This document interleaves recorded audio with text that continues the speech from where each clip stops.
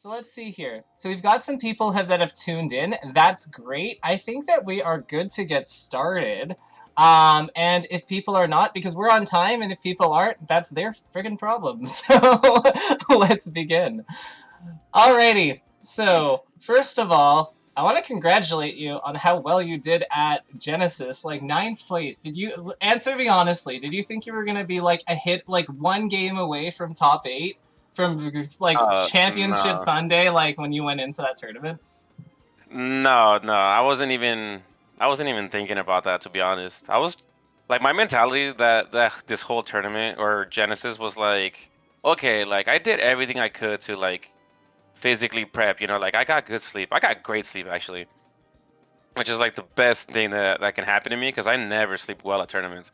Because like I'm so used to having my family around me, so Mm-hmm. whenever I fall asleep, I don't fall asleep right away because like the kids are awake, there's background noise and that sort of thing. So I go to bed when the kids go to bed, right? Even if I work like at 6 in the morning. So, but this tournament, I mean, like Guru and I shared a room and we each had our own bed, and it was so chill because I could just literally like play my matches. I would go back to my hotel room and just I would just crash out, and that's like the biggest factor I think for me anyway, outside of prepping in my own way and grinding with like focus sessions.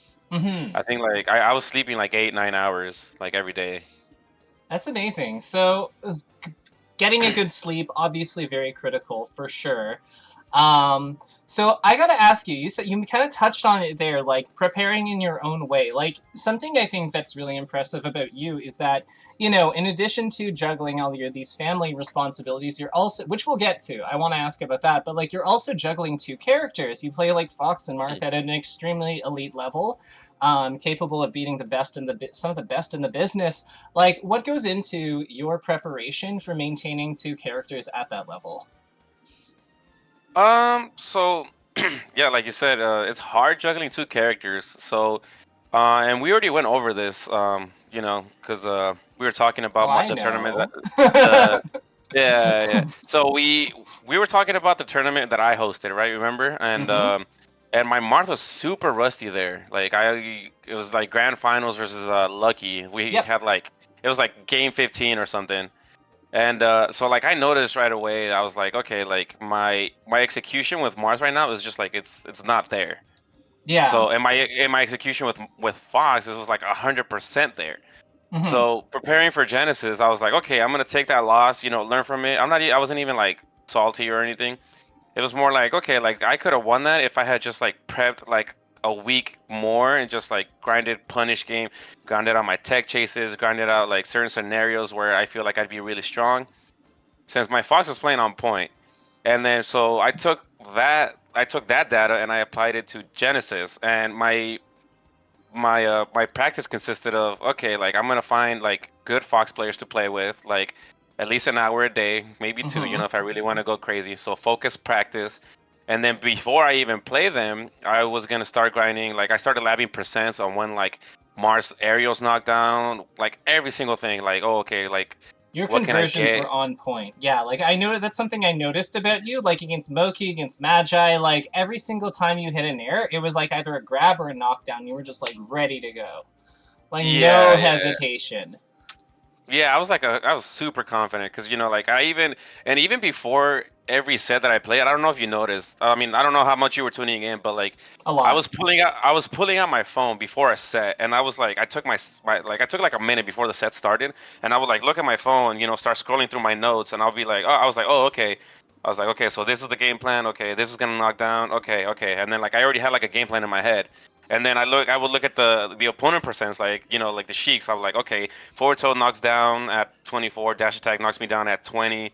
Okay, Ooh. if I'm at 0, just beware of boost grab. Yeah, and then I would be like, okay, up air knocks me down around like 21% or something. Like so I had like a general idea when everything was knocking me down. So I was playing around. My whole game plan was just around all that percents, and then Yo, it worked. It worked really well in my favor, honestly. What's really impressive to me about that is that, like, a lot of times when we're focusing on percents, we focus strictly on the ones that are relevant to our offense, but not necessarily the ones that are relevant to the opponent's offense. So Hmm. having that extra diligence to like make sure that you're like looking at the game holistically and not just from how do I win, but also how do I not lose. Like that to me is like speaks a lot to competitive preparation. So good stuff because that's not something we went over. So that was all you. So amazing. Yeah, Now, thank you, on thank you. no, I mean like, yo, you do good things. I'm gonna tell you about it. Like that's how I work. Um, like you know that.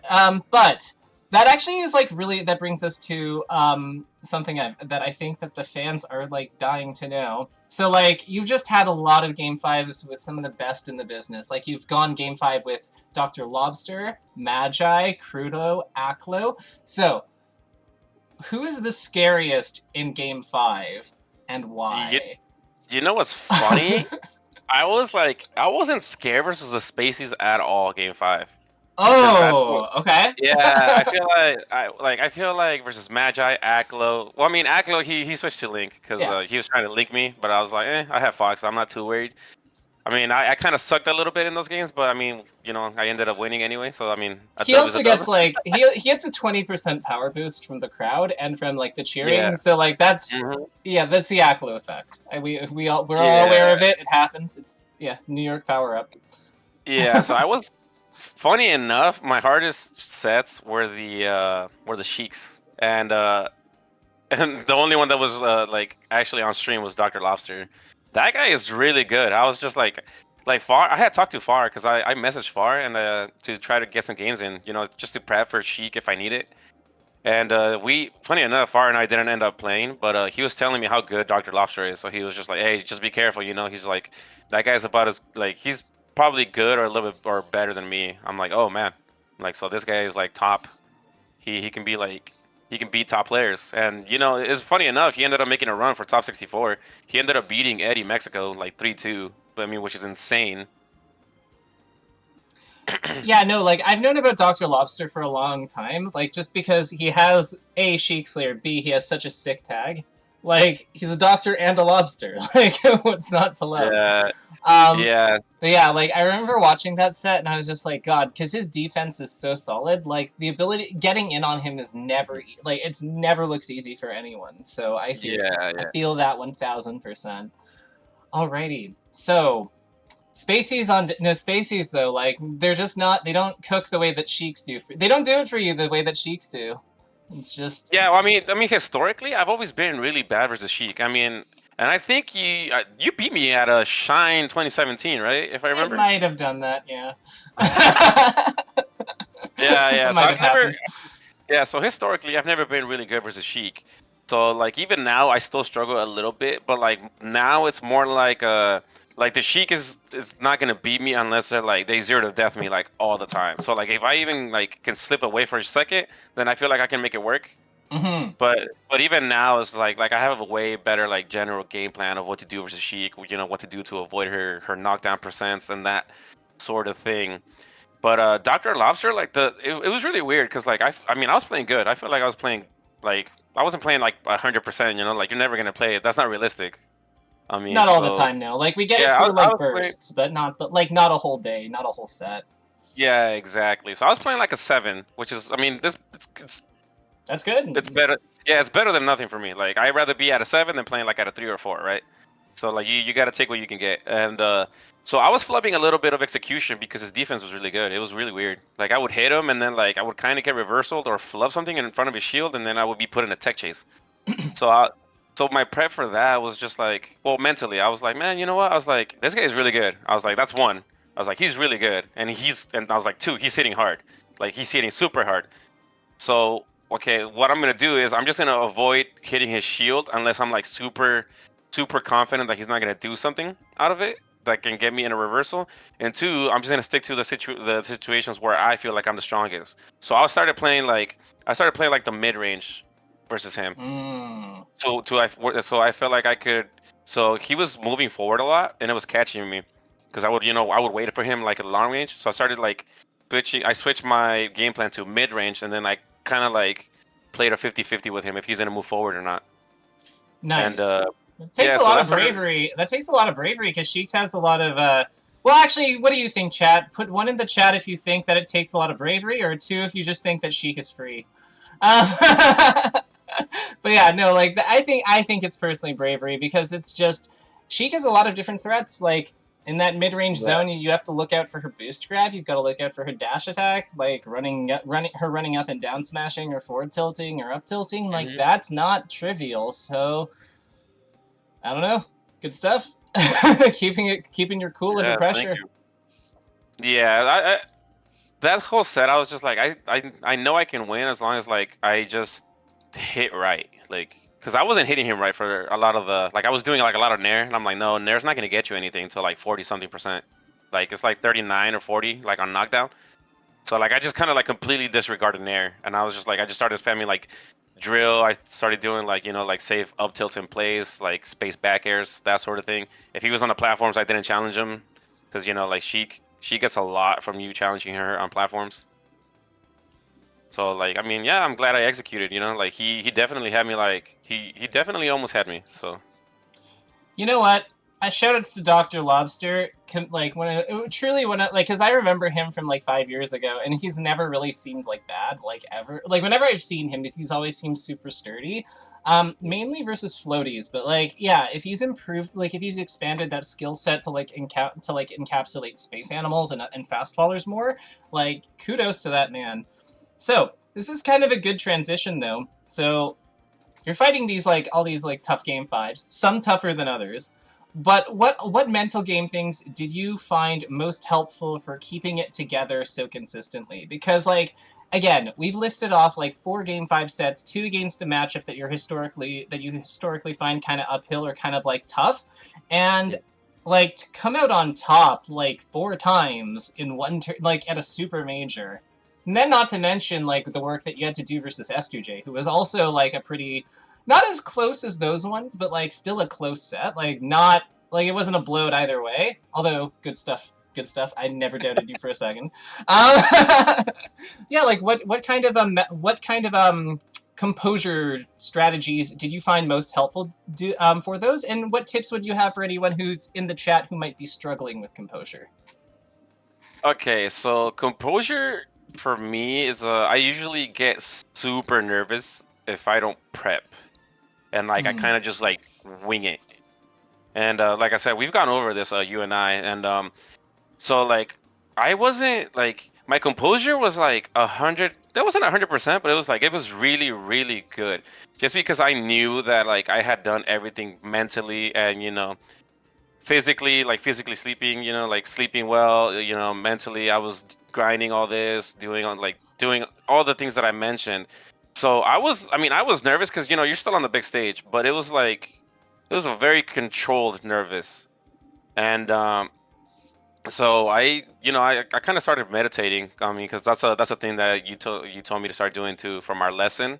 So I've been applying that, and taking deep breaths, and pretty much just living in the moment, like just recognizing when like my heartbeat is like super super fast and I'm like getting tense.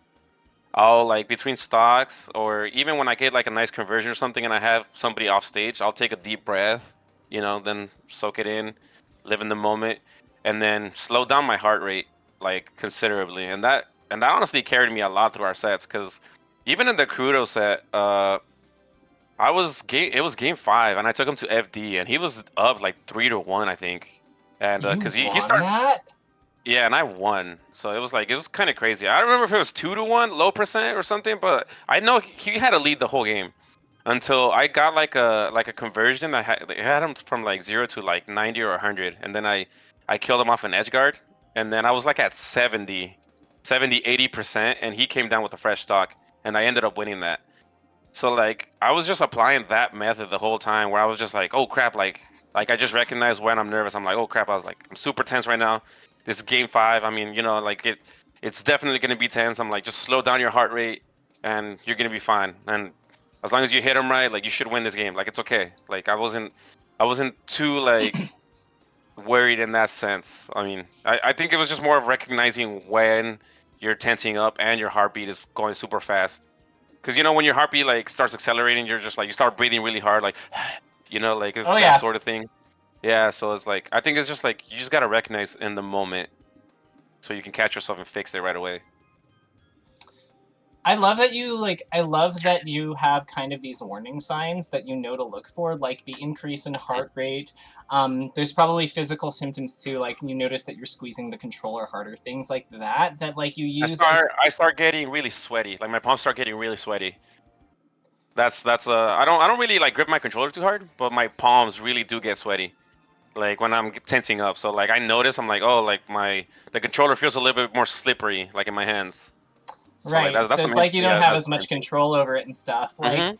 yeah, honestly, like that's really the value of like knowing yourself, because I think that like one of the scariest parts of being a competitor when you're new is just like you don't know what your own tells are.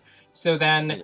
if you're not aware of that and not tuning into that, then how can you possibly be aware that like, it's coming up on a juncture that like we normally struggle with, that's normally scary for us, that we have to like slow down on, Yeah. that we have to slow down and reset on. And I think that's like really terrifying for some players, because it's like, oh, but like I'm not focusing on my opponent. But like realistically, why are you actually focusing? Like a question I always have is, are you actually focusing on your opponent though when you start to get the sweaty hands, when your hands start to clamp up, when you start to like hyperventilate, when you start to like when that happens, are you actually focusing on the opponent, or are you focusing on what you're worried will happen? Yeah. Because yeah, if you're not doing the focusing on the opponent anyway, then what's the loss if we like divert that focus to a place where we can come back from it, right? Um, at least then we know we're focusing on them in the future. Um, Yeah. yeah, Exactly. and I know you already know all this. We've been over this, but Yeah, no, and like thanks to you, man. I've actually like I knew about this method before, but like before I would just be like, like I'm not really like sweating it too much, and I would be having like super tense gameplay. So it was really funny because like this tournament, like I did everything I guess right, and then like at other tournaments it's just like, man, like I really could have just done this ahead of time and like you know played better maybe, or been a little bit better prepared. This is like it's just crazy how much of a difference that just one little thing can make. it is, but at the same time, it kind of isn't, because what it really is to me is it's the ability to show up as we are, like, and play to our ability from start to finish. So, like, that's really what I see when I watch your games from that tournament. It's just like there's never a moment where you're not playing to your level. Like and that I think is what really makes or breaks a competitor. I think that we're all kind of trying to like narrow our ranges so that we're not like all over the place with like quality. We don't want to be like we don't want to have a skill range that's like this. We want it to be tighter. And Hmm. even if somebody has a higher peak than us, like in the end, like a better average beats them out most of the time. So it's like Yeah. that's really what we're gunning for. So something I'm kind of interested in selfishly is like, because I'm ancient, but I'm actually older than you, believe it or not. But we usually cite being in our 30s, the infamous "you're 30," like, but it's I usually hate brought. I I hate that hate meme. that. I hate it. So like, but we usually bring it up as a negative, as if it like detracts from our competitive ability. But Mhm. I want to know, like, from you, do you feel like having, even if that's true into some capacity, do you feel that there's any benefits from it? Like, does having more responsibilities, no more responsibilities in your family, in your wife, having a more well-rounded life that includes a job, being close to your family, like, because I know that you're close with your cousin, do you feel that there's any competitive benefits that you get from having that more well-rounded lifestyle? Yeah, I mean, for me, so I told my wife. It was funny because I told her last night too. We were talking about Genesis. It was really funny. Mm-hmm. While we're putting the kids to sleep, we were talking about Genesis, and then she was just like, "I didn't expect you to do so well," and I was just like, "Yeah," I was like, "You know what it was?" I told her honestly, I'm at a point in my life where I'm like just legitimately happy. It's just I was like, I have a good job. I was just like you. I was like, you allow me, like you help me so much. Like honestly, she carries me, man. It's honestly like once you find that partner that supports you in everything that you do, it's just like it's really nice. It's just like it brings that the whole balance together. So she helps me a lot with the kids. So like if I go to a tournament, she always takes care of the kids. I mean, and it's like everything is just perfect. So from that standpoint, I'm just like I'm always happy. Like it's just there's no negativity, no nothing. You know, I'm it's like just like gushing right super now. relative. I'm like so happy for you. like that's I'm like that's such a, what an like that's such an amazing message I think for strength, because you're right. Like that's what Rick is for me. Like Yeah. Rick is my rock. I wouldn't be like trying to make this coaching business work if it wasn't for him being willing to say that, like, yo, I make enough money for right now. I'll keep us aloft for a little bit. You do what you're passionate about, and like we'll Hmm. try to make this work. And I love that you have somebody in your life that like gives you that, because I think you're right. Like it doesn't have to be just a source of weakness. Time has diminishing returns, but what Hmm. doesn't is like connection. Having people close to us that matter to us, like that's such a good source of strength, and I love that you get that from them. Yeah, and then like I think like the other thing is just like, yeah, like I'm good, you know, with my family, I'm good financially, and then it's like, and then seeing all the homies, like for example, like a lot of the shout outs to Crispy, you know, from Arizona. So I was really tight on money, you know, because like I provide for my family as well, and Mhm. so he helped me, like that's why I was using the Crisp tag by the way on the on stream. I was wondering So about that. so he pretty much like sponsored me. He was just like, "Hey man," he's like, "I got you, you know, go to Genesis." And I was like, "Man," I was like, "I'm super thankful." And then like it's just like a bunch of little things added up that like made the stars align for this run. Like first, it was like Baba Ganoush was doing a raffle for the Genesis entry, and then I ended up winning that. And I never win anything. Like I don't win raffles or anything, so I won that. And then uh, then Crispy sponsors me, and then it's just like, and then I was good with my family, like, and then my cousin went with me, so I was just like, I was super happy. I didn't have the support of my family, like of my actual family, like of my wife and my kids there, but my cousin was there, so he was always following me around. He was always like telling me, he's like, hey man, he's like, you got this shit, like you're playing well. He's just like, you're applying everything that you labbed, and it was just like everything just lined up, and it was just like, and then on top of that, like all the homies from Mexico, like Far, Samarita, like Super Quack, like like all the homies in Arizona as well, they were there, and it was just like everything just lined up, and it was like this beautiful thing, and I'm just glad that I was able to make this run. Like you know, I had everybody in my corner, and everything was just right. That's amazing. Like I don't even have words. Like I got like damn good stuff. Like ah, it's not. You know what? One of the advantages they don't bring up is that when you are 30, you've had a little bit more time to make some of these connections and get close to people and have these like support systems in place so that you can thrive a little bit more when you do have the time to commit. So yeah, I love that. So I'm going to shamelessly plug myself, but on a scale of 1 to 10, how would you rate my coaching services, and is it worth the 40 per hour? Yeah, no, they're 100% worth it. So, so Kirby Kaze, he works with you in a way that works for you. So don't expect that don't think that like that his like thing is universal. Like that's why I love Kirby Kaze coaching, because it's like he works with you and what works for you. So like I told my cousin too, I'm like, hey, like if you want to take a lesson from Kirby Kaze, his lesson works for me, and I'm like, I give you like I passed you the knowledge of like the good, like not the overall like message for me. So I just gave him like a little bit of like hints here and there, like mostly towards like how he feels in the moment and that sort of thing, because I feel like that can be applied to everybody. Everybody just deals with it Oh yeah, differently. But yeah, like, and Kirby Kaze is not gonna give you the answer if that's what you're expecting. Like you got to put in the work. It's like he can definitely help. He can definitely bring like a fluid type of thing, to your gameplay. But it's up to you to like put it together and make it your own. this So, ain't a fiction and lesson. yeah, yeah, perfection is just like perfection social like, oh, you're gonna do this here, and you're gonna do this here, and this is why it's good, and this is why you're not gonna let them do this. And he's like, and this is gonna win you more games. I mean, and that's good, but it's just like if you're being spoon fed everything, it's just like you're just gonna get in. You're just gonna get into that mentality where like, oh, I don't have to put in the work. I can just take a lesson, pay this guy, and he'll tell me everything I need to do. And it's just like, but like where's the self improvement come from? Like it's like you gotta look internally.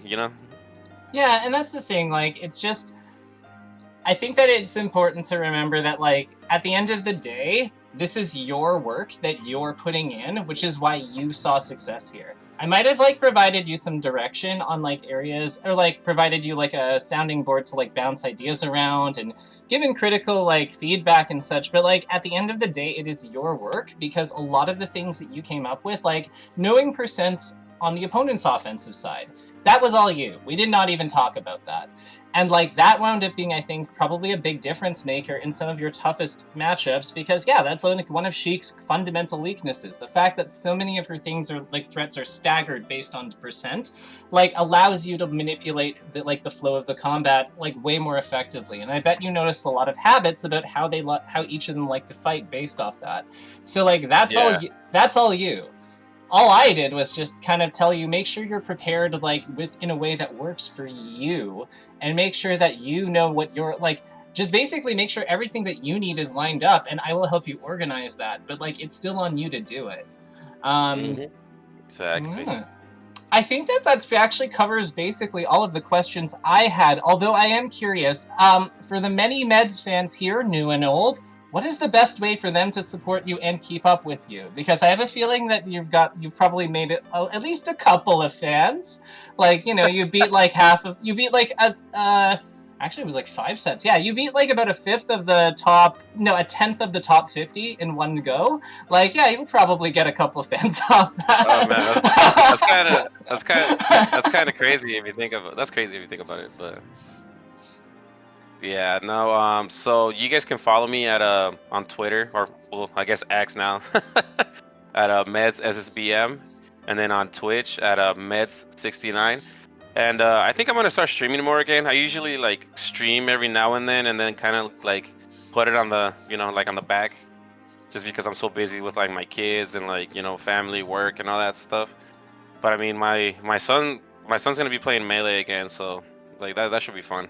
So I'll definitely be streaming more, and I'll be posting it on Twitter or X, for sure.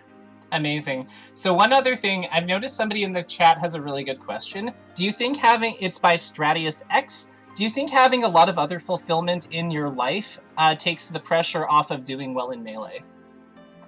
Yeah, because you're not really. So I mean, I was focused in, like I was locked in, right? But like my mentality was just like, man, I was like, I have everything else in my life going so well for me. I'm like, if I do good or bad, I was like, there's absolutely no pressure. I'm just like, it's just if I do good, hey, that's just the cherry on top, If I do bad, I'm like, I mean, that's just the way the game is sometimes, Like if you look at this Genesis, everybody, like a lot of the ranked players, like got messed up, and it was a bloodbath. Like I know, like Noel, I saw that he didn't even make top 64. He got like 65th or something. I know Panko got like 129th, and that guy is amazing too.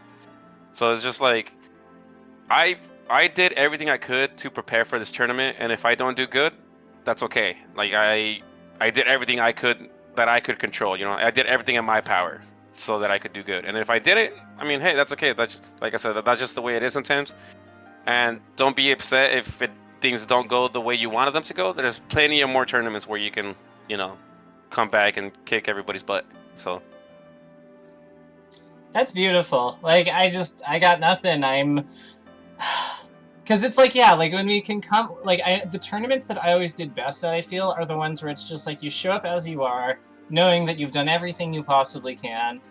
And like, I think that's the kind of the mindset I had when I beat Hungry Box that one time. Because it's just man, you did? Yeah, like at Apex. Oh, you're sick. At Apex 2012, yeah, like I was the first Sheik to do it. Because I practiced that matchup for like 3 months against our local Jigglypuff, and I just showed up and I was like, yeah, this is like as good as it's ever gonna be, and I really want to prove Mewtwo King and Amsa that they're idiots. So like, because I know what a 9-1 looks like, and this is not a 9-1. So and then I played him and I beat him 2-1. I don't even think that matchup is that bad either. I think it's like 6-4 at worst. Yeah, that's what I have it at. Yeah, I think it's like at worst it's 6-4. Just because she can rest you, like once she has you off stage, just the fact that Sheik recovery is kind of like tough to make it back with because you have rest. Mm-hmm. But if you're not really getting put like off stage at all, and you're just playing like the platform game, you're playing the ground game well, I think she loses in those aspects. It's really just the rest factor when you're off stage that makes her win games. There's a positioning strategy that I haven't seen anyone use for like a decade, and then Kyle Krudo of all people busted it out against SDJ, and I was like, I have not seen anyone do this since me for like, well, since me, like, so actually for 7 years, and it's like, you play in what I affectionately call the pudding cup, and I will make a video on this, but like, it's the space below, like halfway into the side platform going towards center stage. So like you play in a spot where she down throws you, she can't put you on the side platform if you DI away, so you don't get hit by the down throw rest trap. And then you're also in towards the stage so that she can't back throw you effectively either. Like she doesn't have a good mix up off of that to kill you. And then the only threat she's left with really is Pound, because you also have the entire stage behind you to DI the back airs. And if you just kind of hang out and fight in that box, she doesn't really have any offense. Like, she has to, like, risk up tilt or up air or Pound to do anything, and you can just farm her with, like, your fair and your back air and your forward tilt and stuff whenever she tries to, like, go for those. So it's, like, just really strong, yeah. It's just a very favorable, like position for Sheik. Yep. I affectionately call it the pudding cup, because you're just like, it's so dumb, but like you're kind of like in the middle of the stage. It's stupid. I'm not going to dwell on it, but yeah. All right, I've covered everything that I wanted to go over with you. Chat, do you have any questions for the man of the hour himself, Mr. 30, who hit a whole lot of people with 30s this weekend? You know what? You know what's really funny? You know how you know how they generally say that like once we get into our 30s that we start declining in like reaction times and all that stuff. Mm-hmm. And I feel like my reaction time has actually gotten a lot better ever since I hit 30. You know, the funny thing about that study is that I don't think they've ever really been able to replicate the results of it. Like, they found that it's really, yeah, exactly. Like Stratius is pointing out, reaction time can be practiced, and I think that the test subjects they used with it just didn't really have very active lifestyles, and I gotta imagine that having 3 young, bright children is like, that's a very good way to stay active. Yeah, they're always up to something. Just a bit. Yeah, but I was gonna say, I think since we're older, like our experience definitely like shows a lot more. I mean, like I feel like that's what happened for me at least this past Genesis. I feel like my experience, of playing this game for 14 years already, which is crazy to think about. Definitely like that was like the main thing that was like shining out of like my skill set. And then everything else is is just like it was like the skill set, experience, and then like everything else that I labbed. So I feel the same way. Like I would say that for me, and again, I'm like doing something crazy, playing a weird, wacky new character and such.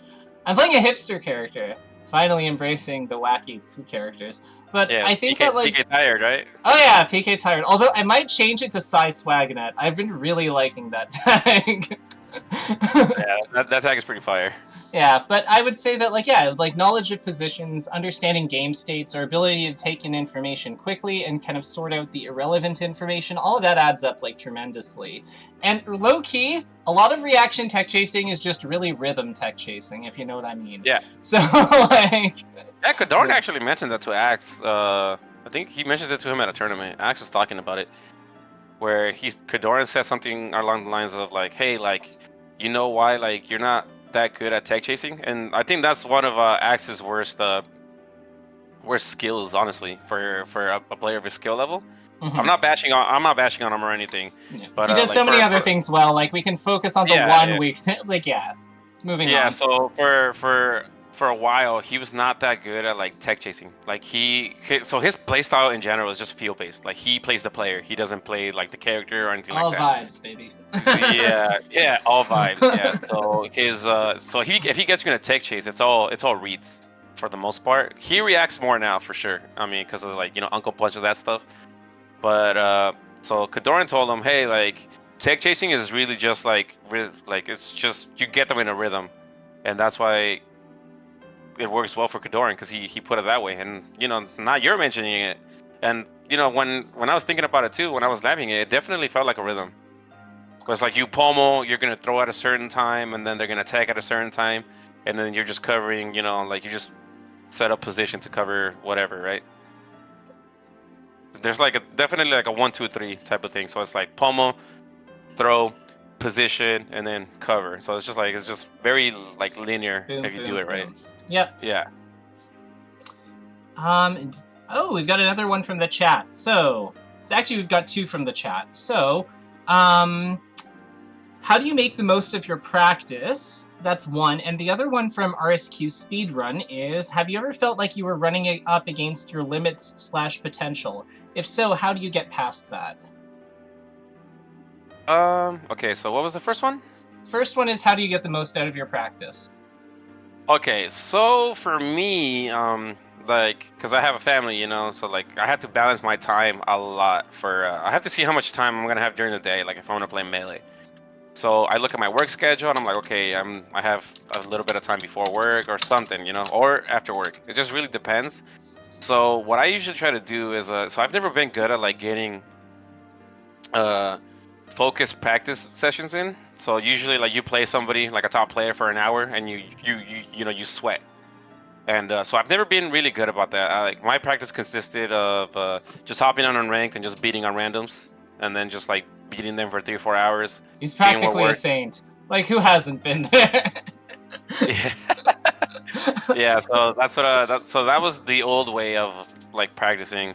But ever since January, I've like switched up to where like I'm just doing focused practice. Where like I'll hit up somebody, and then like I'll look over my notes, and then I'll lab my notes an hour before or 30 minutes before I even play them, and then I'll play them for an hour or so, and then like I'll just sweat, and then like I'll just soak in like all the data that I can get from what I've been labbing, that sort of thing. And it's been paying off, honestly. And I think that's a way better. It's a way better way to practice because it's better to practice a shorter amount of time and it's meaningful practice and compared to like you practicing 5, 6 hours a day, but it's not coming like it's becoming super repetitive. Like you go into autopilot mode. Like it's not going to be beneficial for you. Like that's what as much I feel. I think And there's then what? like a time and place for like unranked and stuff, but it's not like it's like fast food. Like you're not giving yourself the best nutrition possible with it, and that's okay. Like you don't always need that. But at the same time, like it is quick and convenient, but at the same time if you're trying to like push harder and like develop skills, it's just not usually the best fit for that. Mm-hmm. It can be good for generating ideas, though. Like the fact that there's less pressure, it can be good for if I think for if you're trying to just come up with things to like take for a spin. Yeah. That's a good idea. I mean. Mm-hmm. So the other question that we have is, have you ever felt like you were running up against your limits or potential? And if so, how do you get past that? Oh man. So I I've know had we've got this. some hard ones, right? Yeah. So I've had multiple times in my career where I feel like I'm not getting better. I mean, and honestly, what helps me is just like because I would really force the issue where I'm like, no, I'm not like in a slump, or I'm not performing like I want to be performing. So I would be forcing the issue a lot. But lately, like when I feel like I'm at my limit or like or limiting my potential, I feel like I just been taking a break. It's just I'm not sometimes like pushing the issue is like counterproductive. So like I just been taking like if ever feel that way, like I felt that way. So recently I did feel that way. It was at Lombardi 3. So in that tournament, I was like mentally a wreck. I was getting mad at every single thing that my opponents were doing. I wasn't giving them credit, you know. Like I lost to Khalid that tournament 3-2, and And then I I love beat him. that you can admit that. Yeah, and then I beat him in the run back, and even in the run back, it was still like a super like sloppy set for me. And it was just like everybody that I played, like I legit like I hated them in game. I was just like, man, this guy sucks. I was like, this guy's trash. Like I was in that mindset, and it's just like, and then I told my cousin because my guru actually went with me too, and I was like, dude, I was like, I legit hated everybody today. I was like, that's not healthy, man. I was like, I'm not trying to be super toxic or anything like that. I was like, I think I'm gonna take like a week or 2 week break and just soak in how I felt, and then see how I can improve from it, and then we go back up from there. So like whenever you feel like you're doing that, I mean, for me anyway, a break actually really helps because it allows me to like leave the game there, think about how I've been feeling, think about how I played, that sort of thing. So that really like whenever I feel that way, I really just take a step back and just analyze it from like another point of view. No notes. Like, yeah, that is what you got to do. Like, I think that we get stuck because we're looking at things from like one perspective. Like we're looking at it from like the salty, where like I've just lost, I'm not happy with my performance. Like I think that there's a tendency when we're in that mindset to feel like we're doing everything right. But it's just like some other factor, like there's some excuse, there's some reason, there's some rationalization as to like why things aren't going our way. And the reality is that like if we pop out of that, or like if we chillax, if we pop out of that just even a little bit, we can usually figure out, oh, actually no, this jump here, this play here, like this, why did I go to that platform? And it's amazing what we find out when we get out of that, when we don't think that we're so perfect. Because being perfect is a lot of work and it's unattainable, at least in the long term. So yeah, we just make life really miserable for ourselves sometimes when we do that. Yeah, and that was always my mindset too, right? Like I mean, and you know this. I mean, we went over this in my lesson where like you kind of like you kind of poked at how I feel and how I think, and I was always like, hey, like I want to play perfect, and then you were just like, no, that's not attainable. Like it's not very realistic. And you pretty much just told me like, hey, like that's not going to be consistent because we're not perfect beings. So it's like if you want to have like good long-term results, you got to be realistic and be like, okay, like I'm playing out of 6 today, and that's okay. You gotta work with what you got at the time. Settle for 'Cause excellence like the best. you're not always gonna play out of 10. So it's like settle for excellent like the best of us, like the rest of us. But no, realistically, the other thing that I think that is important to remember about that, because I remember that conversation, and I don't know if it stuck with you, but something that like this is something that somebody else told me a long time ago is we can be perfect sometimes, but we can't be perfect all the times. And it's kind of good that it's kind of good and magical in its own way that we can't, because if we could always be perfect, it would mean that the moments where we are perfect, where we do pull off that unbelievable play, those wouldn't be special anymore. Those would just be like any other play. And I think that we lose a lot from that, because then those moments don't have what makes them them. Yeah, you actually mentioned that, I think, during our lesson. I did, yeah. Yeah. So yeah, that definitely stuck out to me. I mean, and I've been taking that to heart, honestly. I remember that like double nair you did on Magi's shield when she tried to like laser out of it to like catch your dash back or like your defense after nairing, and how it just like was the perfect counterplay that maintains pressure if she holds block, that allows you to cut through the laser out of shield, that still is decent, has decent odds versus her offensive options. I thought like that is a stellar play. That is like actually a perfect play there. And I think that if we could expect that all the time, that nair would not have been nearly as special as it was. And I know you know exactly which one I'm talking about too. Yeah. I was actually laughing. I was actually laughing at nair because I was just like, so I mean, I was playing logos too, and he told me, he was just like, dude, he was like, you know how annoying pivot nair is against Falco? And I was like, I kind of had a feeling that it would be pretty annoying. He was just like, no, he's like, It just Dark is. Hero. He's like, Dark Hero does that because you know how Dark Hero's on box, so like, so he has frame one dash away into pivot nair. So he was just like, dude, Dark Hero was doing that to me at times. He was like, that was really tough to deal with. So I kind of like just like took that tip from him, and then I started practicing it. And then like I kind of just did it that set. Like I did the nair, and then I did a pivot nair, just to cover, you know, and like you said, maintain pressure. And I was just like, oh, I was like, that was kind of juicy. It was juicy as hell. Like, you won you the game. Like, what else did you Yeah. want? Yeah, I was like, wow. I know that you have. I know that we're coming up on time because you have work. You have work. But in this last 3 minutes that we have together, do you have anything that you'd like to say to the fans, to anyone at home who's watching this, anyone who couldn't be here, anything like? All this is going up on YouTube, obviously, but. No, honestly, shout outs, like I said, shout outs to Crispy, shout outs to Baba Ganoush, shout outs to Chango, you know, shout outs to all the Mexico homies, you know, Far, Pantera, Samarita, Eddie, Bimbo, every one of you that made this experience wonderful. All the AZ homies that were there cheering for me, you know, Tosh, Ty, Axe, Vector Man, you know, I can't forget my man Guru, that's my boy. You know, everybody. And what else? You know, shout outs to you. Honestly, this wouldn't be possible for you, honestly. And your lesson, I mean, I'm gonna take another lesson soon, and you already know what it is, which is crazy just to think about, like that I'm still gonna take a lesson after this performance, you know, but it's just, you know, shout outs to you. I really do appreciate, you know, I appreciate the lesson. I appreciate all your advice, you know. I take it all to heart. Oh, I know. Let's see what else. Yeah. How about to you? How about to you for your efforts? Yeah, I mean, I've always been kind of like I said, I've always tried to be a perfectionist, and it's not like it's really unhealthy. But I'm trying to like switch it to where it's just more realistic, you know.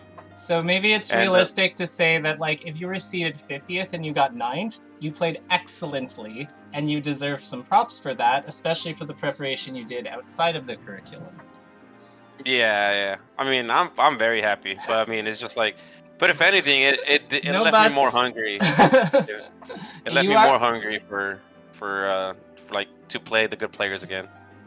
It's that's, you know what, in my prime, that's how I always felt. It's just like, give me another crack at this bastard. Like, give me another crack at this dude. Give me another one. I want a do-over. Yeah, exactly. And you know, before I forget, there was a lot of people that came up to me, and I legit wanted to tear like at the time because it was after my run, you know.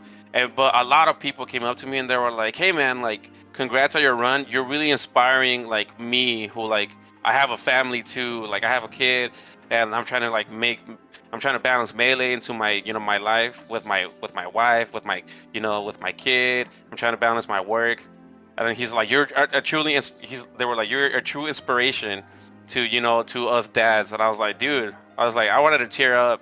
Like it was really crazy. There was even this one guy outside because there was a hot dog stand outside the venue, and like, so I was just like, okay, I'm gonna go eat, you know, after this run because I was super starved. I was starving. I hadn't eaten all day because I didn't want to like mess up the like I don't want to feel groggy or anything like that, you know, like I don't want to feel like I know the feel. yeah, so I was just like, I'm gonna celebrate by eating some hot dogs. And this guy came up to me and he was just like he saw me pulling out my money to pay for my hot dogs, and he was just like, "Hey man," he's like, "You're Medz, right?" I was like, "Oh yeah, what's up, man?" He was just like, "Dude, you're an inspiration." He's just like what you did up there. He's like, not a lot of dads can do that, man. He's like, I'm proud of you. I was just like, bro, like I legit wanted to tear up every time somebody told me that. And he was just like, he's like, put your money away. He's like, I got your food. He's like, your food's on me, man. He's like, you deserve this. And I was just like, wow, like the support was crazy. Like, how could you not be impressed by that, though? Like, how could anyone in like a similar boat not be impressed by what you did, right? Like, and I think that's the real takeaway. Yeah. No, you go ahead. This time's all about you. Yeah, no, I mean, I was just gonna say I didn't realize it like because I was so like locked into the tournament. Like I didn't realize it like this was like a W for the dads and that sort of thing, you know. Until like even Guru, like my cousin, he was there and like people were coming up to me, and like they were just giving me props all over the place, and then he was just like, dude, he's like, you just don't realize what you've done, and like. And even going home, I like my cousin. He wouldn't stop giving me props. He was like, "Dude, he's like, you're fucking amazing," and like he was just start like hyping me up. And I was like, "Dude," I was like, "Stop it!" I was like, I was like, the stars just lined up right, you know? It's just like everything was just, it was at the perfect place. And I think with that, we have arrived at the perfect place to close this out, because I do know that you have to go to work. But thank you so much for giving me the opportunity to speak with you about this and share this with your fans. And like, God, like, I can't wait to continue working with you on this. And yeah, 2024 Melee. I think it's shaping up to be a really exciting season. Yeah, I know. It's gonna be a fun one for sure.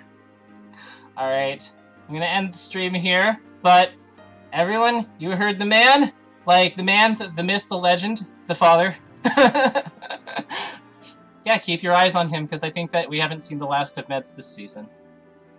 Not if I have anything to say about it anyway.